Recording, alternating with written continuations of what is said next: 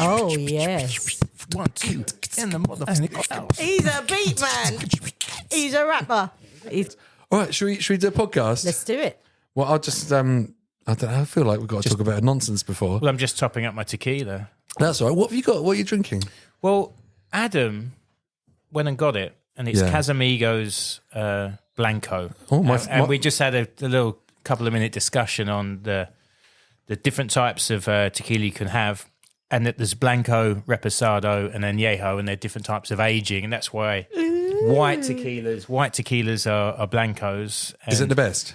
It depends what you like. No. What do you like, Adam? What's best tequila? I like Reposados. What's the tequilas that have those little bugs in them? The worm. The worm. Ones that have been left on the shelf with the top not in.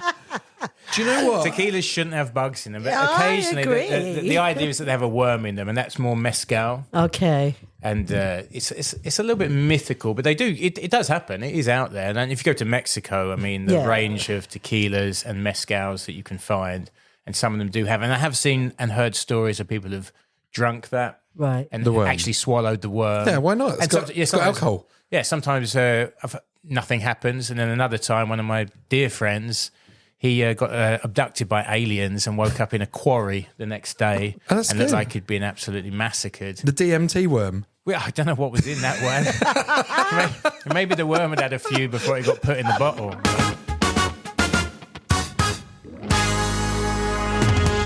Last time you came to Chelmsford, you got treated like a worm, didn't you? Did a seagull attack you? That was Bob. That was Bob. So yeah, we called that Razorbeak of Tyndall Street. I personally quite enjoyed that whole that whole thing from afar. Now I work with Bob. We're in a crew called the London Police, and we're a duo, an art duo, and we were painting the mural that's in the High Street, and it was for Concrete Canvas, I think a few years ago now, and he was up there and. What it was when you went up there with the lift and you got to the actual the roof level, there was a seagull up there that I think was had kids. Baby seagull. Baby, what a baby seagull? A gullet. I don't know. Yeah, exactly. Whatever they are. Yeah, cygnet. Seaglets. Kids. Yeah, whatever you want to call it. Either way, it had offspring. That it felt that Bob's presence was disturbing, and it started dive bombing him, and it actually hit him with its beak in Bob's scalp, and he started bleeding. Wow. Yeah, and he got it. He actually got the moment on film. Adam, who's over there in the studio here. Was he looking at his eggs wrong? I don't know what he was doing. I think he'd just gone up there, and just the presence like above the rim of the. Of the mural caused that, and Bob was a bit scared. Bob was like, "Well, do I have to get like a tetanus shot? Is this bad? Is this like Ozzy Osbourne biting the head off a bat at some point?" Like, mate, everyone's a critic, aren't they? Like these seagulls. Oh, them terrible. Those damn. You remember those hats they used to have? Those damn seagulls. Yeah, exactly. Well, that would have helped him. You should get a London Police one with that on. Yeah, that would have helped him not get like scalped. But the point was, all of us had to go to that part of the mural at some point. So whenever you were up there, you were like trying not to go above, because it would start coring and it would start circling and it would start getting proper aggy and stuff like that. But I'm glad that Bob took the brunt. He took it, yeah. And has anything happened? He took it like a man. Has anything happened to him? Is he? His eyes got closer together, and they were already close anyway. It already looked weird. Do you know what the Seagull Man origin story? No, tell me. The Seagull Man of Amsterdam, is he? He's taken on here. He's like flying around, attacking people's Lekkerbeck. There you go. There you go. No, he's okay. He recovered, but it was a particular story, and I'm just so glad that Adam got it on actual camera. Classic. I'm going to start the podcast properly now. Thank you. Hello. So, Chaz, what we do, we'll get a bit pro, have a little bit of a chat, and then we're going to get pro. So, again, should I go for it? Yes, please. Ready? I have to go into presenter mode now. We're back. Are You Creative Podcast, a podcast about creativity in Essex, from around Essex, all Essex stuff. Best county in the world. Do Essex. like a bit of Essex. Super creative county. I'm here, Nick Hearn, creative expert, creative director, and with my creative novice accomplice, Sangeeta Mitra. Come on, NGT. Sangeeta Mitra, New Generation Development Agency. Sounded good she said my name. learning all about creativity. So like every episode we meet someone new from the creative world. And Chaz, you're from Essex, are you? Yep, born and raised in Essex, Chelmsford, Badder Road. Excellent, yeah, nice and local. School, went to Kegs for a bit, then went to Sandon because I wasn't smart enough to be in Kegs. They realised after about 3 years, this guy's got no brain, like he can draw. But yeah, then I went to Sandon, and then I went to Southend Photography College, and then got into photography. I really enjoyed that for a bit. Started doing photography for bands mostly because I was in a band with some friends here in Chelmsford called the Kites. So I was really into music, and the photography allowed you. I'll never forget, we went to Southend College and you had 7 weeks of different creative disciplines. So there was some design work, there was a photography week, there was fashion week. And at the end of 7 weeks, you decided which one you wanted to do. And I'll never forget that when we talked about the photography, he said, now, if you like bands, you can phone up like the management in London and someone like Blur or Carter or bands of the time and say, oh, I'm a young photographer. Can I get a photo pass to come to the gig? And mate, that was it. We were all doing photography then, and we were just going to go and we went to see Popley itself, Carter, Ned's Atomic, all these bands from the time. All the best ones, and you would just phone up. Like in those days, you'd get in the phone book, you'd phone up their agency and say, I'm a student, can I come to the gig? Can you get a photo pass? And you'd get in for free. And for the first 3 songs, you were allowed to take photos. Yeah, no flash. First 3 songs, no flash. Yeah. Important. Yeah, it was important, yeah. But that really got me into photography. And me and another good friend of mine, Adam Clark, we both did that together. And that got me into the music scene where I ended up selling T-shirts for a band called Echo Belly. Oh, amazing, yeah. They were a really good band at the time. And I started following them and they said, oh, do you want to sell our T-shirts on tour? And then I could take photos of them on tour. So at that point, I was kind of thinking, I could be like a band photographer, making photographs on tour of bands and stuff like that. Were you making the merch as well, or were you just selling the merch? I wasn't. I was selling the merch, but I did have an interest in that because I was, still that artist and designer, and I wanted to be a rock star myself. I was in a band, at the time, but that fell through. I say like band adjacent is better than actually being in a band because you get to do all the fun stuff, but you don't have to have all the stress of being in a band. Well, you say that, and I really did enjoy doing the T-shirt selling. I went all around Europe. I went all around the world, on tour with bands, on the tour buses, going to America, like we toured with Oasis, we toured with Pop Elite itself, we did shows with Boyzone and Take That and all these different Wow. Actually, it's really fun when you do it with bands that you're not into too, because you see a different, side of the whole scene and stuff like that. But very quickly, well, not very quickly, within 3 or 4 years, I realised I don't just want to be a T-shirt seller. I want to be the guy on stage. I want to be more significant in the role I play on something like that. But I loved the idea of touring every day and finding a new adventure in New York, and the next day you're Philadelphia, and you have a day off in Washington, and then you do Washington, and you go down to Atlanta, and I was like, man, that's the life I want to live, but I don't want to be the often T-shirt seller. This is mad because, now street art's a bit like the new rock and roll where you get to go around all around the world, go to Miami, go to Chelmsford, go to, Enschede, whatever, like all these amazing places. That's the point. I realised I wanted that lifestyle, but I knew I wasn't going to make it as a singer anymore. My band had folded and I wasn't in a new band. But the photography, we made some nice photos, but I was by no means a outstanding photographer. And I'd started doing these little drawings. I was always doing the art. So when I was behind my T-shirt store, I used to draw these little characters. And awesome. I called it the one-eyed, no-armed, three-legged boy. And it was like an early version of the classic London Police lad. Yeah. And I used to stick it on the wall behind and sell the T-shirts. And then at some point I was like, you know what? I'm going to just go traveling. My brother was a big traveler and I was inspired by that. And I got to get out of this world and get into a new one. And I'd always had a love for graffiti. Yeah. Like in my teenage years, we had a wonderful place here in Chelmsford called the Gasworks, which is where the graffiti got done. And there was a superb sort of young crew called ERZ. And they were a few years older than me. And what does that stand for, ERZ? What's that? Essex Rockers. Yeah. Oh, yeah, we've heard of them. They're legendary. It's Howard, Phil Mooney, Mark McDonald, Parlay. Like these guys were were great, and I looked up to them and I wanted to be like them, but I just couldn't do graffiti. I was one of those people that I ended up just copying the stuff I liked. This famous book came out called Spray Can Art, which was one of the early books that showed you that the graffiti was starting to happen all around the world. And is this like more like your sort of wild style, like graffiti letters, put your name up, or was it actually like street art? Where No. It was graffiti. It was proper graffiti with letters. There were some characters coming into that scene as well, of course.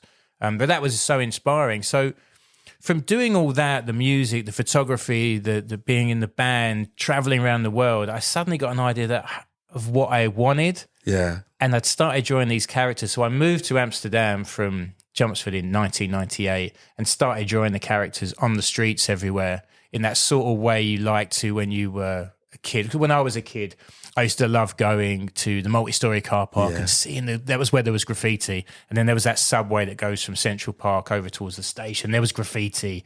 And then there was the gasworks and there was graffiti. And it just like, if I saw a tag, I got excited about it. When you were doing these characters around Amsterdam, were they quite small? Were you getting naughty? Were you getting up ladders and doing them? No, it was early.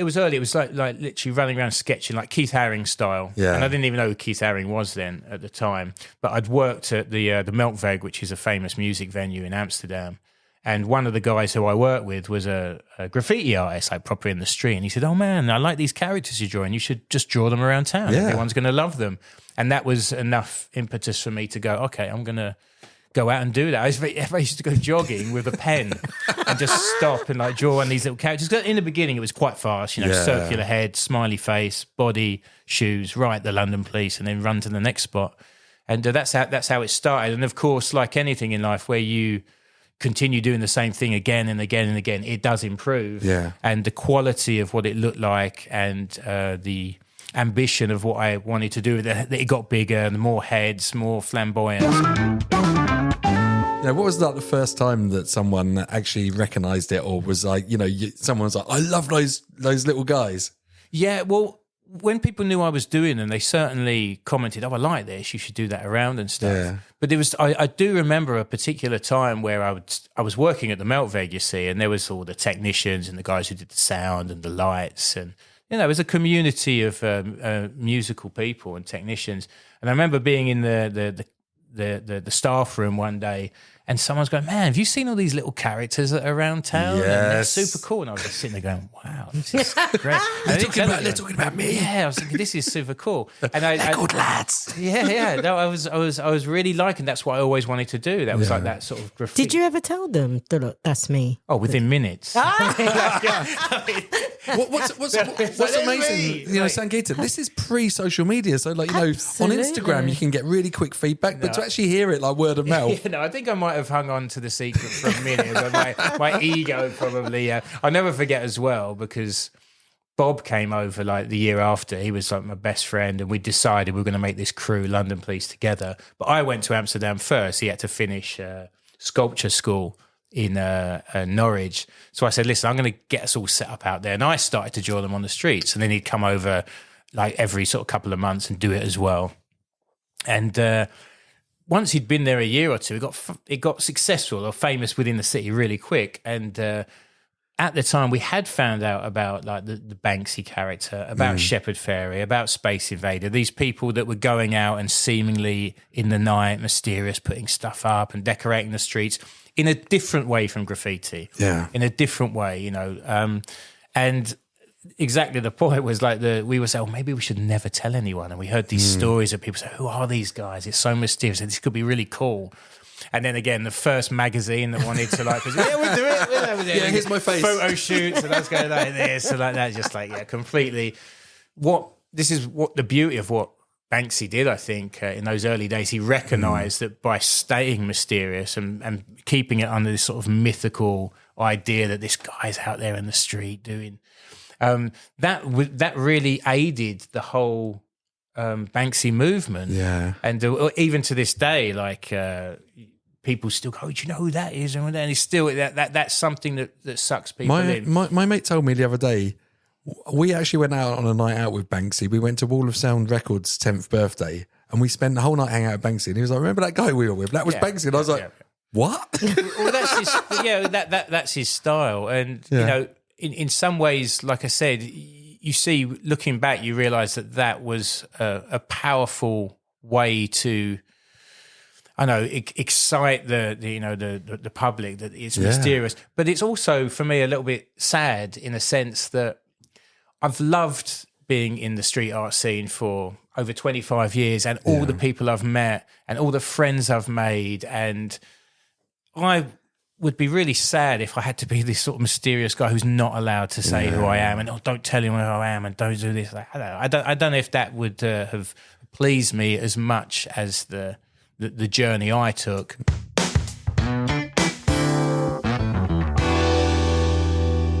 I love this mythology, though. It's like when before Slipknot took their masks off, everyone can project what they want and think like, oh, these guys are like mad. They're like these serial killers. Daft Punk is the same, and Daft Punk, I mean, Daft Punk still look really sexy with their helmets off, but like Slipknot, as soon as they took their masks off, it's like, oh, they're just men. Yes. That's what happened to us the first time we were in the magazines. Oh, those two. But I think, it's really interesting talking about that time. Because for me, that was my like golden age of like street art when I really got into it as well, with Shepard Fairey, Banksy, Invader. Like you say, this is all really clean graphical work. It's almost like graphic design on the street, more than the throw up like graffiti, more messy stuff, like the more hip hoppy stuff. Yeah, I think it was literally the case that I couldn't do graffiti. Yeah. I would copy other people, and I think it's so important to have your own style, and it's the same in anything, music, fashion, whatever you want to do. Whenever there's something new comes through in the creative world, it gets jumped on by tons of people. I mean, we all know loads of artists that have copied Banksy or have copied anyone like who has set a standard. Yeah. I mean, and do you want to be one of those people, or do you want to do your own thing? Yeah. And some people are happy to regurgitate that which is already out there, and other people are like, no, I'm sticking to my thing and I'm doing my thing. And you've probably got, that comes down to the person. Yeah. London Police is probably some of the cleanest lines in street art, though. It's like, it's so graphical. Yeah, it was definitely our forte was trying to make it look like it was a print. Yeah. Trying to do it robotically, because there's something about, they talk about the mandalas, don't they? Like these guys who just, can you make it perfect? Yeah. And even at the end, they can say you shouldn't achieve perfection because that's trying to imitate God. Only Allah is perfect. And you brush it all off, sort of thing. There's this idea as a human being that you try and achieve perfection. It's the pursuit of excellence in any form. So whilst we may be not everyone's favourite type, and it's a particular style, we'd hope that people always see that our craftsmanship is top notch and that we really care about that. I've got to say, like this one at Sangiti, the one at Chelmsford for Concrete Canvas, like ever since that's been up, I've had so much more sort of civic pride and like excitement walking down the high street. Absolutely. And you go close up to it and look at the lines, and it is so unbelievably clean. A lot of street art falls apart a bit when you get near it, because you can see us. Agreed, and that turns me off sometimes. But that's some people's style, and in some ways that works for other people. Yeah, I walked around Chelmsford today for the first time this year. I haven't been around, and I'm pretty sad because I think Concrete Canvas isn't really happening this year. But Chelmsford looks beautiful with all the murals that are up everywhere. There's some really good stuff going on. All the kids who did the bollards. Yeah. And it doesn't matter. We had some big name artists here, which was fantastic, because that does put the place a little bit on the map. But the idea when I first spoke to Candy, who was brilliant running it, was that this isn't a 1 year thing. This needs 5 years before we have created an impact that the council may turn and say, hang about a minute, we've got something good here and we should give more money, we should give more funding to this, because it means a lot. I can imagine some kids come from other cities to go to Chelmsford for the day to look at all the murals and become inspired, and will then go on to make their stuff as well. And I think it's really sad that it's sort of like fallen down a bit, because I don't think the funding was given. And I don't want to speculate because I don't know clearly what the reasons were. But this is something that should be embraced by the town. Hey, look, I think just even, saying like this, it's so amazing when you walk around town. It's much more creatively inspiring now with all this art up. I love the was a ski Wazeski, his dinosaur was being walked, and London Police to deface one. And even like Filth Blake on the side when you come across the multi-story roundabout there, like his flowers going up and beautiful. stuff. I mean, why wouldn't you want the whole thing to look like that? You know, we're talking about this grey building that was famous for being like ugly. Like you'd see it, wouldn't you? Like when the cricket was on the BBC Two back in there's a multi-story car and just this thing. In this world of like homogenized high streets and things, like now like Chelmsford's got its own identity. And I think it's just so amazing that they invited Chelmsford artist London Police. We're so lucky to have you from Chelmsford to come and paint such a prominent spot as well. Yeah, we snapped that even though one the up seagull first. didn't agree. Yeah. They probably put that there, didn't they? It's a Tory seagull, actually. Yeah. I saw he had blue wings and a rosette on. Okay, so concrete canvas. I'd be really upset if that didn't happen again, to be honest, because we've just had a few venues that have donated walls. So, I mean, I'll do some digging and find out if it is or it isn't happening. Would be a shame if it isn't. So, but you'd hope that if it wasn't running, then someone could actually just, find those walls and say, "Can I paint it?" yes. It doesn't need to be, it doesn't need to be part of concrete canvas. I mean, well, yeah, you want the mentality of the town to embrace. I mean, how long has concrete canvas been running for? It's 3 years now? I think they needed it 2 years. I think this would have been the fourth. Yeah, this would have been the 4th year. And I think it really would be a shame because local residents, including some of my council colleagues, we was all looking forward to it. So we'll see what happens. Right, let's not go into a bummer place here. No, shit. No, Come on. but I think it's good that we do discuss it because I think it's very, as I said, like when we started London Police in 1998, it started on the streets of Amsterdam. We would go around the European cities mostly at first. And in those days, there was no internet, so you wouldn't see it. You'd have to go to Barcelona to see our work in the streets there. You'd have to go to Milan or Manchester or wherever it was. It was only with the advent of early sort of internet that made it boom in the early 2000s that people could do a piece in New York and the next day it was online and you could see what they were doing. But before that, you actually had to go out and do it, go out and see it. And then it turned into a different thing and then it got into a bigger thing. The mural thing started to happen a bit later. And then cities recognised that, wow, we've got 10, 12 blank walls in our city. We can fly artists in, look after them, have 12 nice murals by the end. I mean, no one ever got paid that well. And it did something beautiful. The city bloomed for a second. And we all know we live in a world where we don't want ag. We don't want kids. We don't want violence. We don't want ag in the streets. We want people to be inspired and make the world a better place, make it beautiful. And this is one of the things that definitely helps. I mean, London Police stuff always semes really good vibes. I mean, even the lads are almost like smiley face. Yeah, we do. That's my particular style. I like smiley faces. I like simplicity. Yeah. I used to like old characters like Doze Green, Mode 2. These guys with the big shoes. I mean, the characters that ERZ did. Parley, and later on Howard got into characters. But Mark McDonald, like Proud 2, he was doing characters with the big shoes. There were certain elements of my characters that really resonate with old school graffiti. Well, it's like the Shelto Fat Lace sort of aesthetic, exactly. isn't it? There's Rocksteady Crew album. Hey, you, the Rocksteady Crew. You see that there's 6 characters of the members, and they've all got those big fat shoes with the big fat laces, and that's where my shoes come from. Basically, I just don't have any arms on my characters because I don't know how that happened, but I felt there was a certain sweetness to the character that he looked so. If you don't have arms, I mean, you got to feel sorry for anyone who doesn't have arms. Do no evil, right? You can't get up to any trouble with no arms. It just felt like it made the character a little bit more humbling and disadvantaged, that you might love the character more, kind of thing. And then the extra heads on top. The whole idea, if we're looking at one now in the studio here. It's on a skateboard. It's beautiful. Yeah, but what you've got 4 heads on top of the main head. So the main guy's controlling everything, and he's got his feet on the ground, where the other guys are in the control of the main guy. Yeah, and we all have. Like Ratatouille. We just have all in our lives. Got a Ratatouille on his head and controlling, moving him around. But we have that, don't we? Some people are.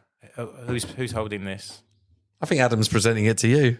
I don't know. I gave it to him. So, but the whole idea was that some people control other people, and is the person in charge, doing a good job of all the other people. But that could be your family, and that could be the head of the family. That could be your boss. That could be, almost anything. It's slightly sort of representative. It has small storylines within it. Yeah. So this is, and I love how you construct it to fill the format as well. It's called a totem pole boy. Yeah. Yeah, totem pole. Simply because the head's on top. And your part is these sort of lads, and Bob sort of specialises in the fine line stuff, does he? That's correct. Yeah. He originally, when we first got back together again, because in the beginning he was drawing the same characters as me in his own way.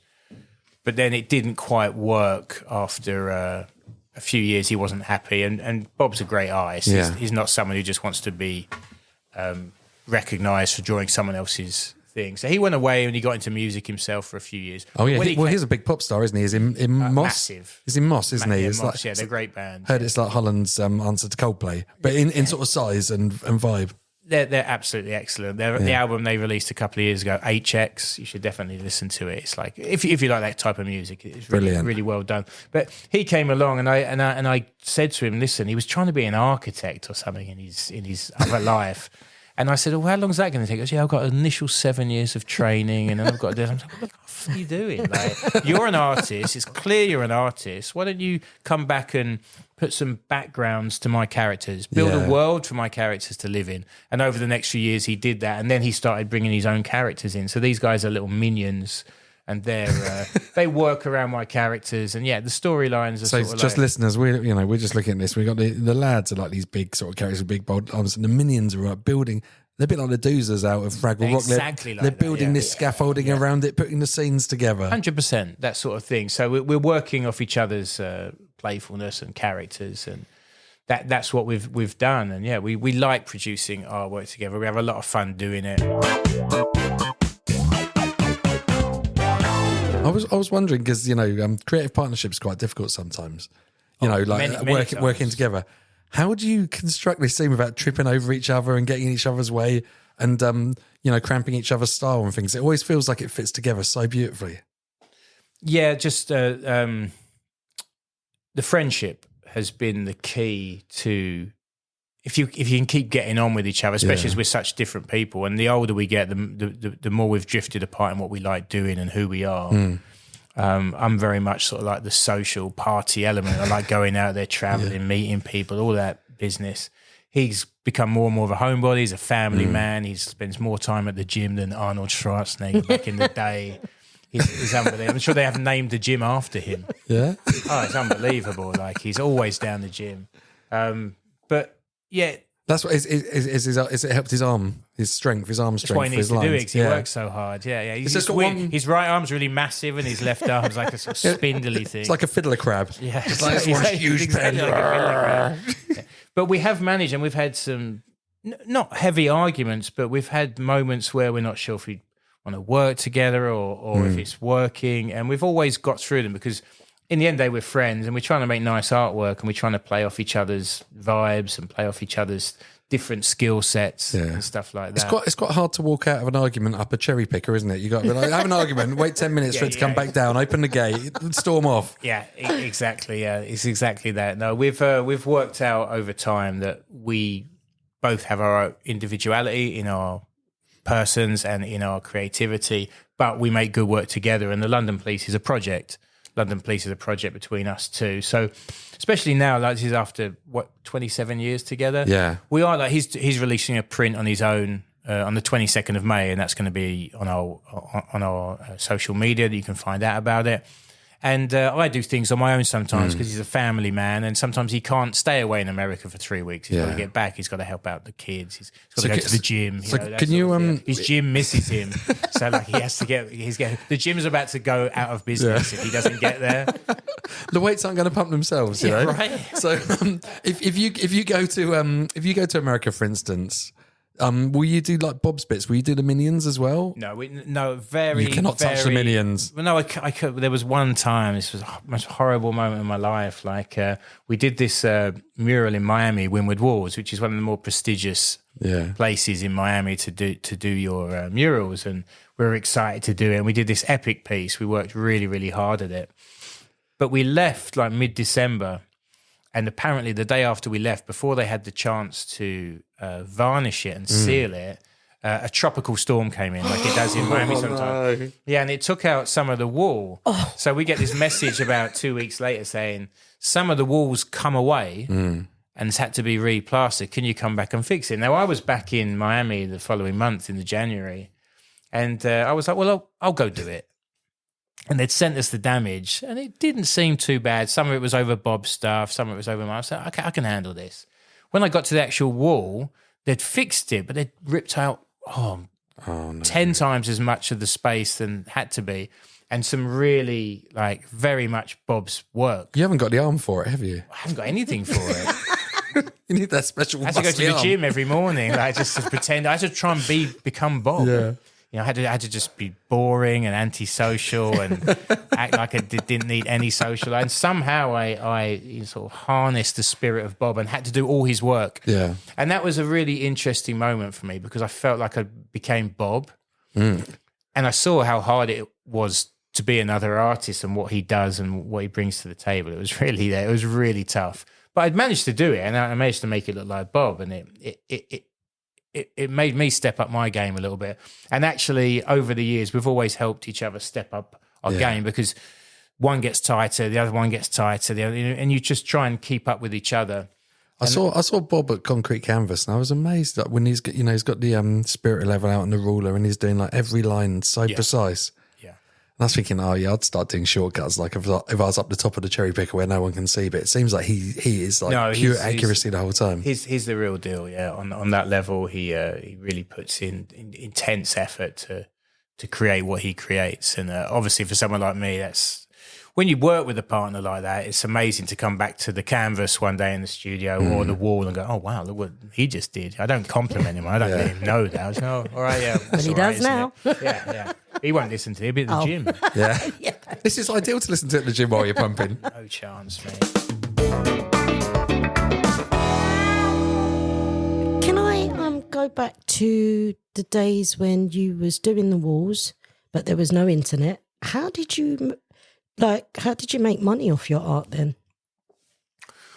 For the first 4 years, I think till about 2000, we started London Police in 1998. Until 2004, we both had other jobs in the music industry in Amsterdam. Then he left. But there was that boom and, brands. You'd either have brands like your Adidas's or your Nikes or your Jack Daniels. Anyone who wanted to sort of, like they do, like, oh, this is this big wave of street happening. Let's get them to draw something live at this show, and they'd fly you in. You'd go to put you in hotels, give you some money. I worked with brands like Oakley, the sunglasses, and we did loads of different things. Shops like places in Japan, we go, oh yeah, we want you to do a show, and they'd fly you in and you'd do like a show, and you'd start selling canvases. That was the way to do it. But they'd also give you some money. But while you were out there in these different cities, you'd go and hit the streets. Right. And the street art boom was happening as well. So you were feeding everything at the same time. So the bigger you got, the more you were getting flown about, the more you could put stuff up in the streets, and the more bigger it got. So you're still jogging around with your pen, drawing lads there? Yeah, we were. Those years like 2000 to 2004, 5 were street art years. I remember going to Tokyo in 2003, and we did a show with Shepard Fairey. It was one of the first times I properly met him, and we were just going out every night with posters and pens, and just that's all we were doing. And then you'd take photos of it, and then you'd document, and then the brands would be like, oh wow, this is all cool, and we need you back in, like 2 years later you get invited back again, and you were building this thing. And then the books started coming out, and then the internet boomed, and then it went bigger because it was more smaller stuff around the streets at first. Then it turned into murals sort of like in the late 2000s, and now the mural thing's off the hook. I mean, some of what the young artists are doing, young and old, some of the artists are out there now doing incredible stuff. What was your what was your first big mural? There was a place, it was at Enschede. This is why I say I mentioned Enschede earlier because I'm a nerd, right? My wife is from Hengelo. Okay. And she went to Twente College. Okay, you speak a bit of Dutch? No. Yeah, I can. What does that mean? That means No. I mean, basically Dutch is you just say English words in a Dutch accent and most of the time you're right. Like dish. Yes, like Steve McLaren at FC20. Steve McLaren. So we got, but she went to Twente College as well. And, you've got this the amazing wall there. It still looks brilliant. And the Enschede wall looks so amazing. These, basically, St. Kitts, what I'm talking about, this is like the Ipswich of Holland. Wow. Right? People were driving around in tractors on the high street on this place geographically, but these London police walls just make this place look so exciting. And this is the first time I ever saw it there. And then one day I was in Chelmsford and I saw a sticker up and I was like, why is there a London police sticker up in Chelmsford? That's cool.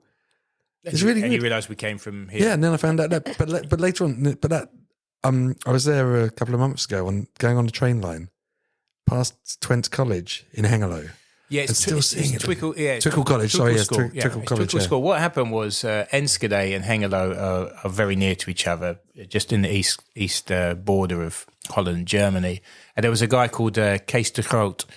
In English, that means Kees the Big, which suits him. And he's a very tall guy, and he was instrumental in that town and in Amsterdam of bringing in artists and making things happen. So there was this old, it was called a sociale dienst, which is like,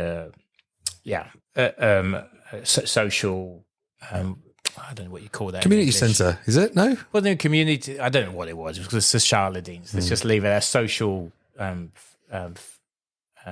office buildings. Oh, stuff. yeah. And it was going to get knocked down. So he'd then taken it over and said, like, give it to me for this last sort of year or two, and we're going to do art installations. And all these different artists had rooms, and there was music going on in there. And he said to us, do you want to paint the side of the building? And it was the first time we'd ever done anything like that. It was like 4 stories.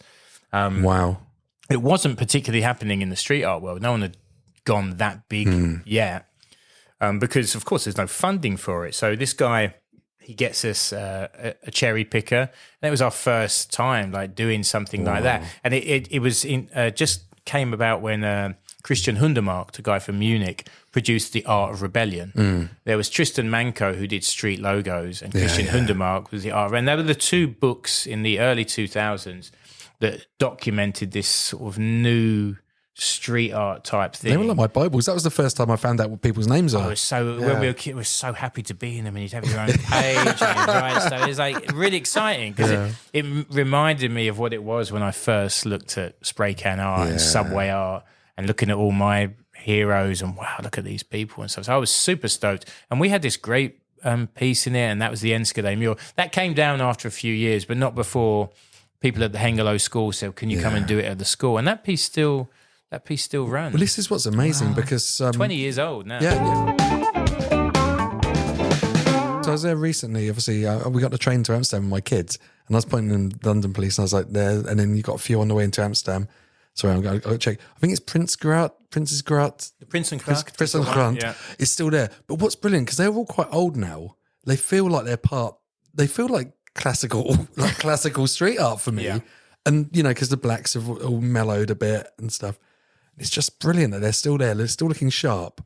And you can imagine them being there forever because it's not. No one's going to go and buff Well, those. that one will be because the interesting story about there's a canal in Amsterdam called the Prinsengracht. Gracht means canal, so it's like the Prince Canal. And if you know Amsterdam, it's got like a horseshoe shape.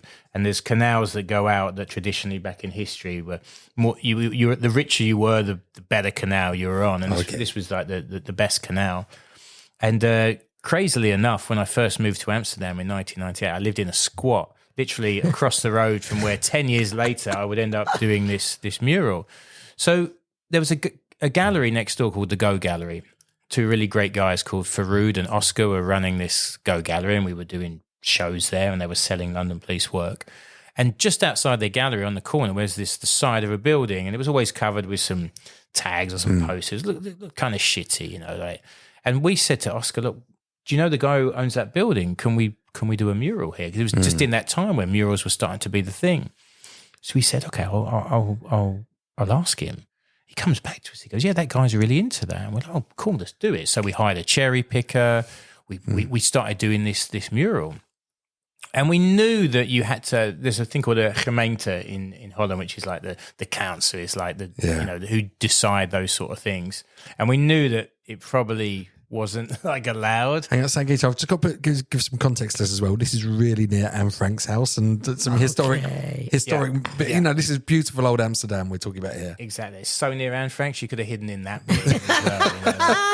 So we decided to do this piece, and about 3 or 4 days in, suddenly there's this sort of like bookish looking guy going, "What is it you are doing here?" And we're like, "Yeah, it's a mural." And so he goes, "Yes, but I think you need permission for this." Eh? And we're like, "Well, yeah, the guy who owns the house, he said we could do it." And he goes, "Yes, but you need permission from the council." But he was a really nice guy, and we came down and he said, "Listen, basically, I'll forget about the accent. It wasn't even how he sounded."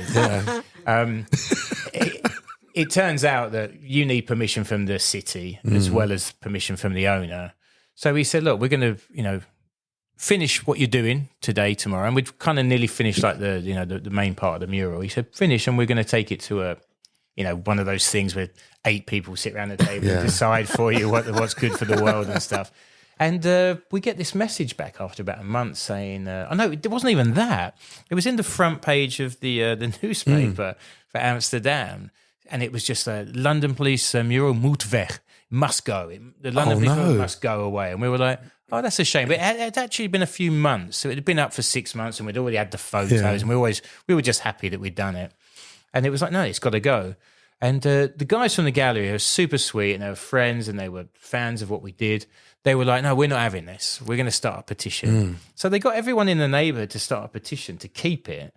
And then the local news came down and started interviewing people. There was like this sort of mini movement, like, "We've got to stay. This is super cool. Everyone likes it. Why are you getting rid of it?" So then they reversed the decision. After about 6 months, these same people around the table were like, "Okay, we keep it."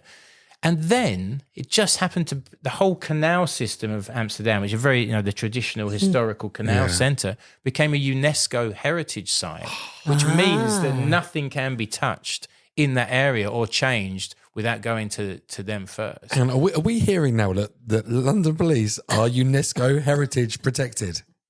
I think so. Oh my God. That's an exclusive. I don't know if it's 100%, but I'm telling you, that's what I think. You're grade 1 listed. That's right. But even we're not allowed to touch it. No. Even we can't touch it. You can't even go and touch it. If a tropical storm comes in. We're talking to them right now about trying to renovate it, to touch it up, because it has faded. It needs a clean. Oh, do you know what? The fading looks brilliant, but there is a little bit of graffiti at the bottom, isn't there? A few people have gone and tagged. So you get tags and different bits. That's fine. That's fine by me. But yeah, we used to clean it up and stuff. But yeah, I'm really hoping when I finally snuff it, people will lay some flowers there and stuff like that. I love that on old buildings, when you see the ghost signs, when people used to hand paint a Hovis sign on the side of a building, and it's 100 years ago and you can still see it there. Yes, that is lovely. I mean, it's going to outlive you. Oh, it unless you become immortal. That's not going to happen, is it? Yeah. Bob might do. So he has to gym much. Just one arm. It'll just be one arm with a pen crawling around. Yeah. But I do think about that to move on from that mural, but to comment on what you just said. It's a fascinating concept, the idea that you create a character and a art thing that will be there after you go. I mean, I turned 50 last year, and I'd love to think that I could become 60, 70, 80, whatever, but the work's out there, and it's fascinating when you look at old artists and the history of art, that the art all survives, and of course, it when you die, of course, suddenly it can't be made anymore, and that's when it becomes more valuable. And it's weird because I was speaking to a friend of mine in Miami recently, Steve Burke, and he's a real sort of avid collector and intelligent guy, and he was saying how artists in their 50s really aren't interesting to be collected, because when you're an up and coming guy, when you're like Shepard Fairey at the beginning, or like any of these guys, it's the cool new thing. I got some of his early work in his early 20s, but when you're 50, you're around for a while. But when you're 70, he says that's when suddenly you're going to get more interested in it. It's like someone like Kenny Scharf, who was around back in the days of Keith Haring and Basquiat and that. He's in his 70s now, and suddenly people are thinking, okay, maybe this guy's going to pop his clock soon. I better start buying that stuff. And sadly, and in some ways, sort of poetically, that's the point of collecting. I mean, when the artist dies, the work suddenly has its relevance because it cannot be made anymore. And If you look at some artists, if you look at Matisse, for example, the snail that he did, it's probably his greatest work, and that's one of his final works when he's like so limited in what he can do, and you're getting that scarcity, and suddenly it's just pure creativity. Yeah, it's ripping bits of paper and sticking them on. It wasn't even him sticking them on the wall. He told his nurse where to put them. And it's fascinating to think that at some point in art and the art world and collectors and that it has nothing to do with what the artwork is. It's just who did it. I mean, you hear people. I mean, we had this guy in Miami recently who wanted to buy a piece, and apparently he's like, I bought a Banksy, and it's like, it didn't say which one. That wasn't important. I bought one of them because of the investment value of it and the name associated with him and that. And it's just one of those things. So as an artist yourself, sometimes you realize you may have, missed a trick or two by sometimes concentrating too much on your craftsmanship and what you're doing and not thinking forward about how can we make this more exclusive? How can we make this more, market it more? But then me and Bob aren't guys who care to market ourselves too much. We try to get involved with that sort of side of things because you have to. In the end of the day, we don't have management, we don't have an agent. We do it by ourselves. We answer the Instagram and we go where we're beckoned and we make decisions based on how we feel. I think you're spreading the joy a bit as well. Like, when you see your artworks as well, we're surrounded by some here. I've got one in my house. It makes me happy every time I see it. It's a bit like Stick as well, that does the Stick Men in London. Yeah, I love Stick. Stick's a good boy. Every time you see his artwork, it makes you feel a bit happy. And if there's any exclusivity on that or or this is for the elite, no, this is for everyone. Yeah, it's good vibes. Yeah, that I'm feeling it. Can I just ask then, have you ever been in, apart from the guy that said, you might not be able to have that there, graffiti or doing things on walls, was that or is that at some point, was it illegal to do things like that, paint up like walls? 100%. But not the big walls, less, because you got to imagine that you can't get away with it. The early stuff we did on the street, and that's why you see tagging so prevalent, because someone can go and tag in about 3 to 4 seconds and move on. Right. Your little joggy lads. Your little jog lads. My early lads, when I was jogging and stuff, I would do that quite quickly. But I'd also pick your places. Right. So, there's obviously like on one hand, you've got a disused building with a wooden board, boarding up the window. You're going to get less problem with that than if you tag the Queen's Palace. So and everything in between.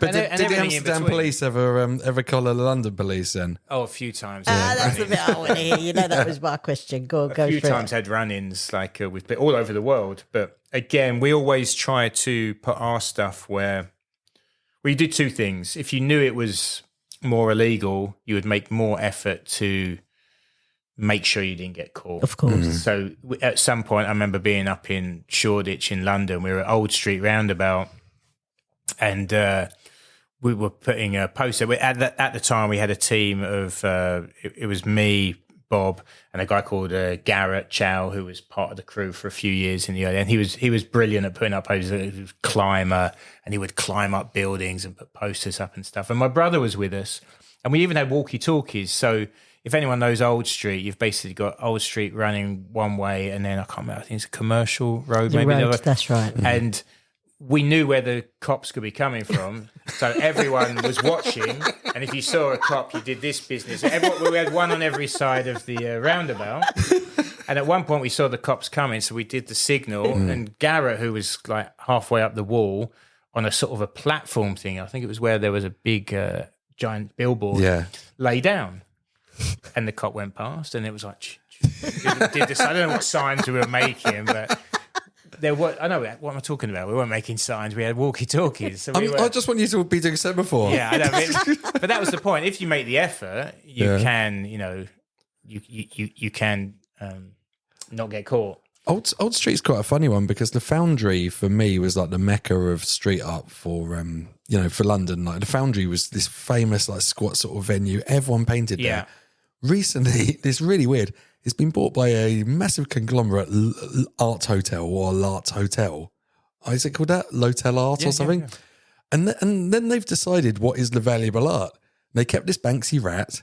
They've got it, yeah. And I think Deface did was brought in to do like a resident artist. But then I think they've just got rid of all of this amazing stick work there, and I think Flem had a big thing up there, and some other people. That's right. And it's really weird that they've just decided, well, that's the one we've heard of, Banksy. We'll keep that one, and we'll get rid of the rest. Yeah, well, that's where the street art or graffiti or anything like transcends or goes into a place of a commercial entity taking over and wanting a piece of that.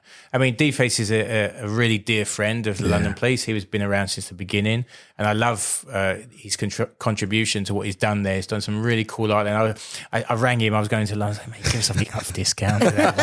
Yeah. And then we got there, and Ben Iron came over, and Dot Masters. And I go, look, it's the Deface. I don't know, there's Deface on the cushions, a Deface in the shower. Yeah, and some people might say, oh, is that selling out? Is that this? Is it that? Whatever. I'm not entering that discussion. All I know is that he's contributed to like the coolness of that hotel. But you're right, things will at some point, good places will come down. People will, some people call it gentrification, commercialization, whatever you want to call it. Naturally this happens in most places where the reason we went to those places in the early days to do the street art and the graffiti was because it was run down and it was cheap. And then suddenly the place looked a bit better. Some cool things started moving in, cafes, like bars, and suddenly the place becomes cool, and suddenly the speculators move in, and suddenly the whole place. I mean, Shoreditch now to what it was when we first started painting. I mean, when we used to go paint there, you could just walk around at night and do stuff, and you had no worries about someone stopping you because no one cared. Well, what's amazing about Shoreditch as well, with all this gentrification, I know the site you're talking about, and there's a billboard there, and there's a Banksy helicopter the size of a billboard with a bow on it. Behind it. Just behind it, and you can still see it poking out. Yeah, I reckon at some point. No, it's still there. Everyone must have forgotten about it. Maybe. One day someone's going to take this billboard down and be like, there's this massive Banksy helicopter here. I remember that whole area. I mean, at the time we had big London Police poster up opposite the 333 Club, and Deface was there. Shepherd came later and hit that spot. You had Banksy up with the vandalism on the bridge and stuff. Yeah, Pulp Figure. But everyone went through there, and so many different things came up. Guys like Pez would come over. Everyone would hit that area, and it was just absolutely brilliant. And Space Invader too, he needs a notable mention because that guy came through that whole scene. And still to this day, his stuff stays out because he's cleverly did all the mate, people try and chisel all that off. Yeah, this Space Invader guy. I've got two at my house. Yeah, Sankita. This guy it's like swimming pool tiles, and he makes this lovely pixel art. It's like little Space Invader aliens and things like that. Sometimes he makes them out of Rubik's cubes and things like that. But he puts them up, and they're so solid, you can't get it down without destroying it. And people are there trying to chisel it down. Oh, no. I remember speaking to him once, and he's saying that the longevity of something like that should be about 100 years. Oh, wow. And so while all of us were painting with pens or putting posters up, which could last anything from a day to maybe a couple of years, this guy's stuff's still around, and he does really great stuff where if now with like the modern like technology and you put your phone on it and it recognizes it and you get points, and you can go around collecting them. So if you go to a Paris or you go to most cities, he calls it an invasion of a city, and there's so many cities around the world where you'll find these things. I find it amazing. My kids love it. If they spot one, they get such a buzz. Exactly. That's what it's about. I mean, not everyone loves it, but if you do love it, it's great because you can go searching for it, and it's another detail in the city of art. And there's so many artists. Like there's so many that I could mention that I've met over the years. Everyone from the Space Invaders to the Shepherd Fairies, and everyone in between. The people who came from a graffiti background, the people who came from different things like Vils. What Vils is doing, he drills into the wall and creates art through taking away the wall. Oh wow! There's just so many you can mention. Like, give me a sit-in, I'll tell you an artist or two that I've met there who is doing that and pushing the positive vibes of creation in that city. And at the end of the day, that's what it's all about. And it is born. We do owe so much. I believe we owe so much to the graffiti that came through, in America in the late 60s, 70s, 80s. But it has shot off. And sometimes that annoys some of the graffiti artists. And not everyone can like everything. And sometimes people don't realize that there's a code on the street, but you know, a train writer to a poster artist to just some kid who just wants to go around and tag to someone who's trying to put up puppets on the street or installation. I mean, and everything in between. There's just so much stuff out there. Well, and it's really amazing to see people doing it, and long may that continue.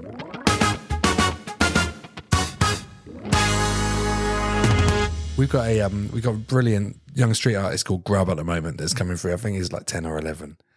And you know, how do you learn like the you know, these rules and stuff, you know, what not to go over the top of? Well, yeah, they're ever changing, and some people, I mean, if you go to a New York, get ready for beef if you start going around crossing people. Yeah. Whereas if you go to, I don't know, Rochdale or somewhere that is, you know, it may have a different story. Or Chelmsford, you know, I'm not going to say. Yeah. You know. We painted in Rochdale. I had an amazing time there. It really did. I mean, to see a whole family eat like 4 plates of chips with gravy was that's something else. I mean, that's culture. So if you got like you know, you got a young artist, say you know, they could go and practice down at the gasworks or wherever and is this it? Like, you know, find a legal wall and practice in it. How would you start out if you wanted to do street art? Yeah.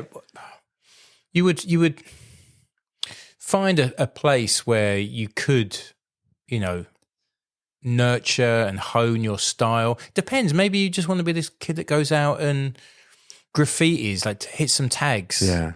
Messes up the city a little bit. Now, I can see why a lot of people have gripes with that who aren't of that scene. But if you mean it, do it. Have no problem. We just had this thing in Amsterdam recently where I won't name the crew, because they'll probably get all beefy with me. But this graffiti crew came round our neck of the woods where we paint at the cafe, and we have some really nice artists, and they do panels. And one that just took out. There's a girl called Kathy Yeager, and she did a great piece, and it took her days and days, and she's almost fine art. And they, you know, one fell swoop just took out her piece with this tag. There's part of me that says, oh, come on, man, you know, and next to it, we've got the body shop. Yeah. So if you're super hardcore, why don't you just hit the body shop? Yeah. You know, for example. But if you mean it and you've got your belief that this fine art stuff on the street doesn't belong and this is graffiti and I'm going to put my tag to it, then I'm down. I've got no problem. Yeah. I'm down. If you want to, I don't agree with it, and I'm sorry for the artist. I don't believe that you should have done that. I think if you're really some badass graffiti artist, take out the body shot. But if you really believe you don't want to beef with Anita Roddick. Her crew rolls deep. Right. Yeah. But the point is, mean it, believe it. So if you want to make art, if you want to make murals, if you want to use paint, if you want to use spray, if you just want to tag, if you just want to mess up the city, mean it, but know there are consequences to that, and know that it falls within a certain thing. You know, some other people might like it, other taggers might think, oh, isn't that cool? He took out that fine art piece. I'm down if that's what you think. We've had people destroy our pieces, and I don't mind it as long as you mean it. Like, but everything's possible. So I would say to anyone who wanted to get into art is work out what you want to do and explore that. There's so many artists before you that will show you the way. Research, learn a little bit, and just go out and start doing it and enjoy it. But know that there are consequences if you're going to move into the illegal side of it. There are consequences, so be ready. You know, if you're going to do the crime, do the time, all that crap. you have to. But there are people out there who want to share their work. When we did it, I wanted to share my work because no gallery would share our work. So we made the street our gallery because I wanted to put it in front of the eyes of the people, and no one would allow us. So I chose my spots, or we chose our spots, and we used the side of electricity boxes that had paper on them. We used the advertising boards that were only being sold to. Not going to do your front door. I'm not going to do the church building. I'm not going to do that. You know, the places that show that you're just sort of disrespecting this particular building you do it on. If you're going to do that, go do it. You know, I'd love to see like some of these hardcore motherfuckers go and hit the palace. I've seen tags on the palace in Amsterdam. Oh, and you man. think, oh wow. Man, you remember that Mark Echo Still Free viral video where he had tagged Air Force One, but it was like a fake, you know. It was just like, right. I remember watching it and being like, Oh my God, because it felt real at the time. It's like, can you imagine, like, what is the biggest thing you could take? Air Force One. That's right, yeah. Imagine taking Buckingham Palace or something like that. Because at that point, then they will come find you. Then they'll suddenly care. I mean, you take Woolworths back in the day, they were like, who cares about that kid? But if you take something that means something, then there's going to be consequences on every level. So that's what I would say to young people. If you like doing art, work out what you want to do. Keep going, be enthusiastic, love what you're doing, and see what happens. I can't promise you that it will come to fruition, that you'll make it on any sort of level. I'd also say as well that it doesn't matter what I think either. I'm trying to answer the question. No, that's brilliant. But, amazing. I'm no be all and end all of what should or shouldn't be. I'm just from my own experience, what I think. Why we started the podcast really was to for people to explore different areas of creativity, and so I Sangeeta's here. She's the proxy of the audience, not knowing anything about anything. Yeah, but I'm saying Sangeeta's creative. Look at the green nail Sangeeta's polish on the hands, the red on the feet. So we got nice just seeing a different shade of green on the toes. didn't have time. Go full Hulk. That old chestnut. I was too busy. That old chestnut. So if we have got young people and they're looking at developing their style, I loved your thing. You just kept drawing something until it became the lad. How would you develop a style? Or do you need to know about the whole world of street art to not copy anyone else? You need else? to know anything, do you? You just got to have enthusiasm. You got to mean it. You got to mean it. And just make your own style, I guess, right? Do whatever you want to do. Yeah, mean it. But you'll soon find out once you enter into the world of whatever it is you're doing from other people, if what you're doing is relevant or Right. I mean, people are always, that's like you're copying that guy, you're doing this, you're doing that. I mean, it will come to the surface. Me and Bob always say that if you've got a pint of milk, the cream rises to the surface. Yeah. Right? It just naturally happens. You can't stop it happening. Yeah. It happens. And if you're really good at something and you have natural talent, and we see it within sport, within art, within fashion, within anything, you will rise to the surface. So don't worry, work hard, mean it, and see what happens. And if you don't rise to the surface, maybe you're not in the right thing and you try something else. And you've got to just keep going as well, it's persistence, right? Yeah, take someone like Nirvana. Nirvana was one of my favourite bands in the 90s. And they were just the right band in the right moment at the right time. Yeah. Yeah. And it got so big, so quick. It just happened to be it got so big, so quick that it actually ended up being the death of the man, because he could not handle the intense fame and spotlight of something which he just said when they started making the first two albums like Bleach and Nevermind, we just wanted to make a good album. Yeah. We just wanted, they didn't realize it would become superstars, and with that comes the pressure and everything that comes with that. So it's like creating art for yourself, and if anyone else likes it, that's an absolute bonus. 100%. So can I just ask, because I know we've got to finish off, you just said about like the pressure. Do you feel pressure when someone gives you a wall? Does it work in the sense of, look, this is what we want you to do? Or does it work that here's the wall, you go and do what you need to do with it? How does it work in your world? I think a healthy pressure is a good thing, that you want to do something great. You've already set your stall out, I think, before you do the wall, if you are on a job, if there is a brief. So you're never going to end up doing something. I mean, I remember one time we were painting in Kosovo, of all places, and that's where Dua Lipa comes from.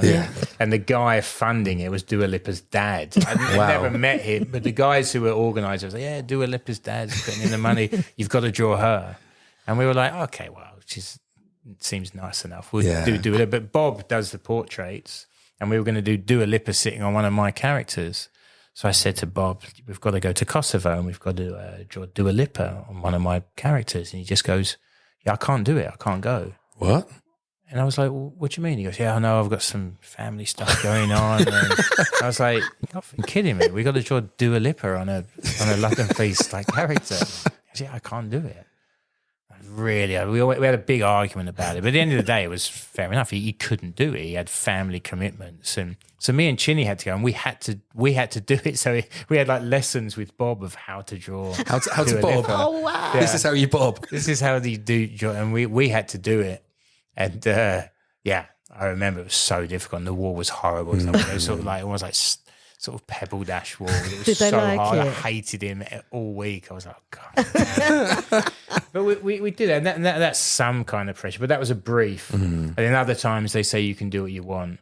But when you do what you like doing and you yourself, I mean, the barometer of if the work's good or not surely lies with the artist. Yeah. So we like what we do. We believe in what we do. If you've hired us to come and you've seen all our work, That's right. Yeah. then we're going to turn up and do something and enjoy it. And There's no surprises with London Police. You know, you're going to get the lads, you know right? you're going to get the same old thing every time. Yeah, unless you pay me to draw Dua Lipa or something.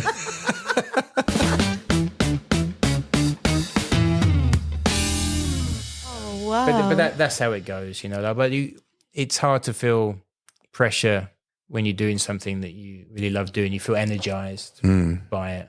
I think I'd feel more pressure if I had to do something that I didn't want to do. Of course. And that's it. Like commission, you're just commissioned to, can you do what you do? It's not like, oh, Yeah, that takes place before. So by the time you start the canvas, you know where you're at. You're not going to be worried that halfway through something and say, yeah, I didn't expect this. what are these weird little men? That's Beyonce. That's not Dua Lipa. What's going on here? Yeah, I can't do that.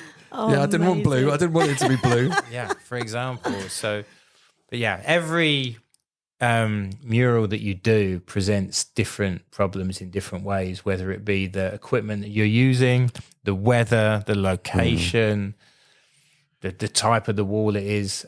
But that in life is what makes things interesting, is finding the solutions to problems within that which you do creatively in your work and in your hobbies.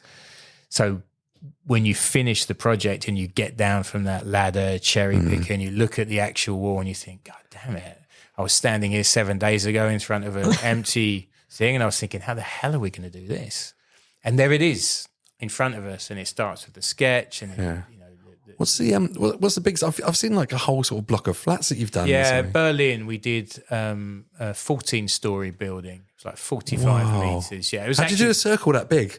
You put a center point in with a nail, and you use string, and then you Oh my you days. go. I thought you just went around like that. I thought you did a perfect circle of your. Yeah, you can't do that when it's like 2-3 stories high. Wow. That's the But whole even point. that to keep it with that graphical accuracy. It's just physics, isn't it? I mean, as long as you've got the rope is taut, and it will make a perfect circle. And that was a particular piece in Berlin that was right near Tegel Airport before that airport's been disused. And we took off from the airport at the end. You could see it from the plane. Oh, No. Which is pretty cool, yeah.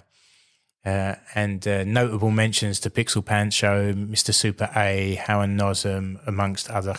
Boost did one. There's a bunch of different artists did. So it's this sort of suburb of Berlin that had these high rises, and Urban Nation Berlin, who at the time was run by a really great girl called Yasha Young.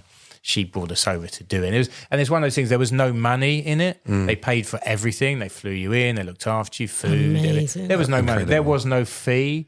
But on that occasion, the fee was for the rest of your life, you'll have a 14-story building photo in your CV. And that moment, just looking out a plain window, I cannot believe that.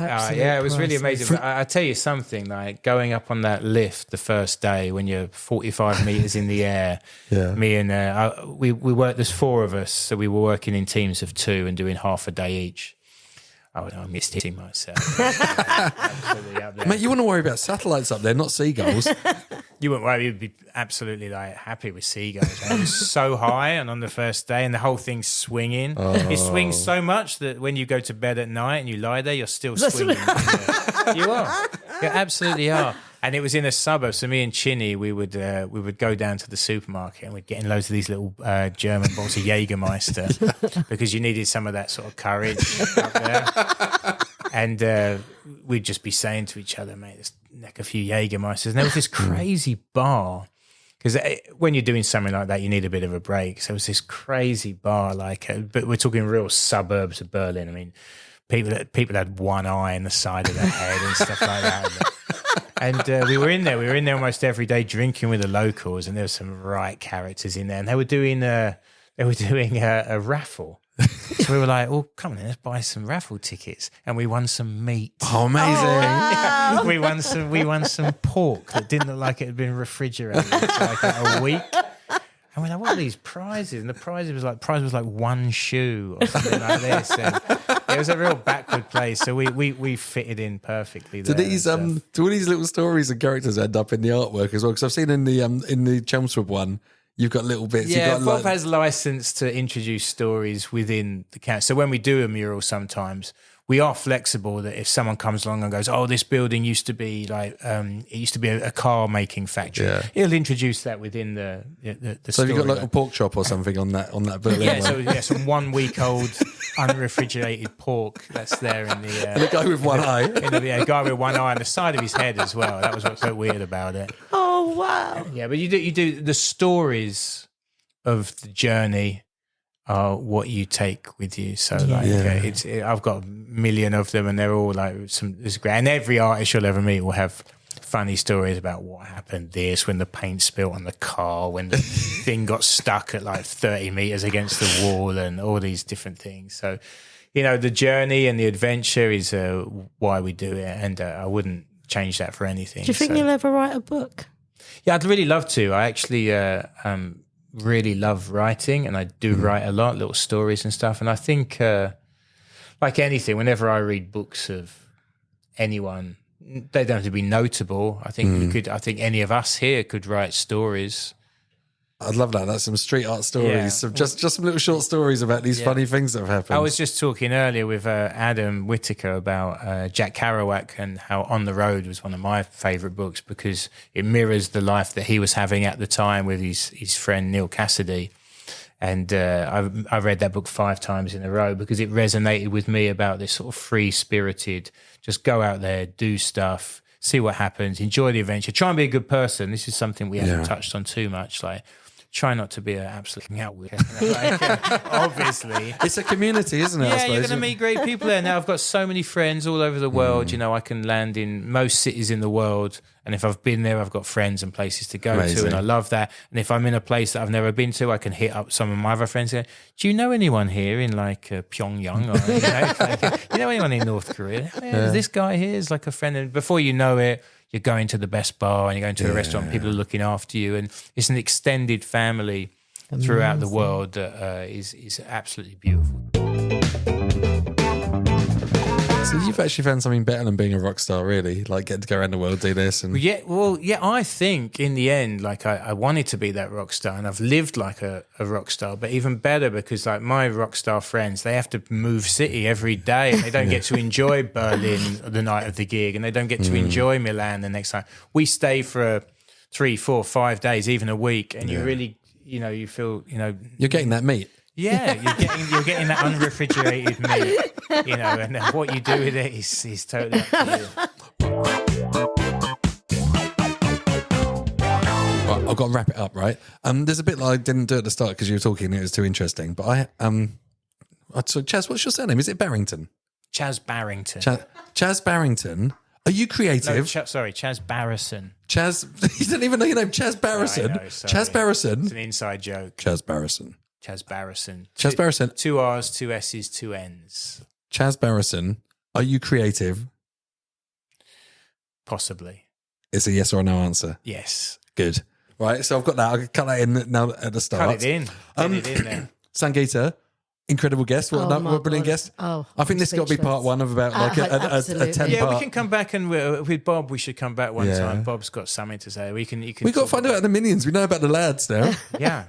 Yeah, but that's amazing. Find about new gym. What do they call the things in the gym? New techniques, new machines, new weights. Yeah, new machines, new ways of gymming. Different ways, different motions. And Sangeeta, like now you got to go up to this one at Chelmsford and really get your face up next to it and look at the craft, look at the detail on it. I will do. Yeah, and look at the blood, look at the seagull blood that's down there. I'd nick that if you can, Sanjay. Yeah. When Adam's not looking, I'll try and have that. So look, we got to say thank yous. We got to say thank you to Adam at Lorca Media. Thanks for letting us use your studio, and thanks for organising such an amazing guest for us.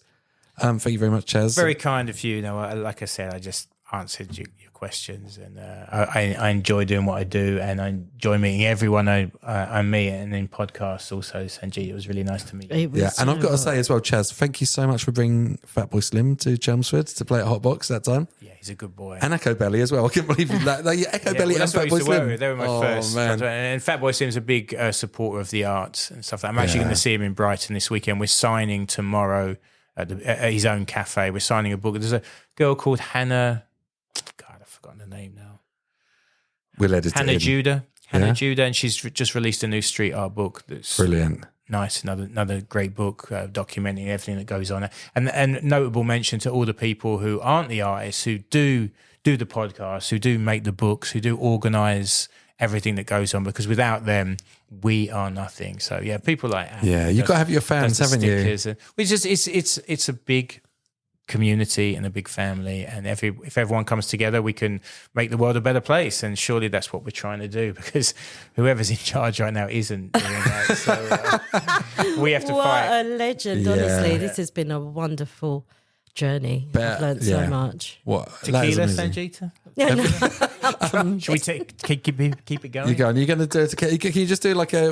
I'm so sorry. You can subscribe to us on r.u.creative.podcast on Instagram. There you go. How can you find London Police?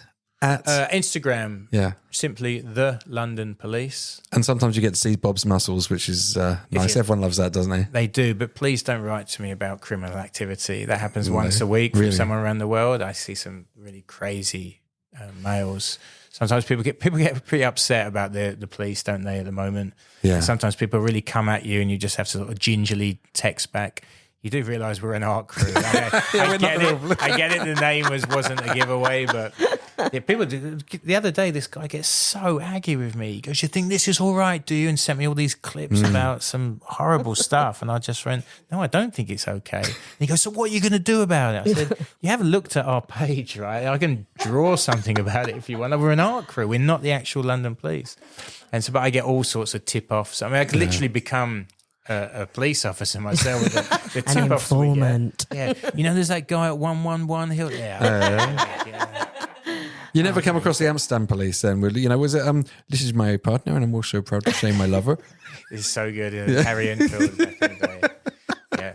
To be fair to the Dutch, they love all that humour too. They're super cool. So it's a very nice place to live, Amsterdam. I think Dutch people are such supporters of the art, and especially public art as well. Like, love seeing poetry in the street as well. They put poems on the side of buildings, artworks. Yeah, Brilliant. Yeah, I mean, if you can get to Amsterdam, go to the Straat Museum, STRAAT. I went there 2 weeks ago. Yeah, it's brilliant. Really are you is. involved? Yeah, we got a piece in there. I know some of the guys On the way in as well. You got like a London Police. Yeah. We're happy to be in there. It's a museum that will take your breath away when you walk in, and you can see artists from all over the world. The scale of the Huge artworks is amazing. murals, yeah, exactly. And that's some of the fruit that has been born of the whole thing that we were talking about tonight, about people being kids, start to be inspired, start drawing on the street or the paper or on canvas, whatever you're doing. One day you could end up in a museum like that. And I think that's a very important museum. I love it as well. But that area is getting gentrified now. That's going to be the next shortage. Yeah, absolutely. Yeah. I mean, there's high rises going up all over the place. And The submarine's gone. Disappointing. submarine's gone. Yeah. Exactly. All right. We're going to go now. We've got to say bye. Adam's just switched the telly off. He's Thank kicking you us so out. much, guys. Super. That was awesome. Thank you. Cheers. Thank you. Good time. Go on, Sangeet. I was waiting for you to put your lippy on so you can say bye. Thank you. Bye.